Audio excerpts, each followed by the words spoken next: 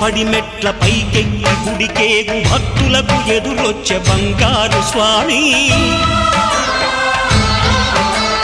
ఇరుముడులు స్పృశించి శుభమనుచు దీవించి జన బృందముల చేరే జగమేలు స్వామి తన భక్తులొనరిల్చు తప్పులకు తడబడి ఒక పక్క ఒరిగెన ఓంకారమూర్తి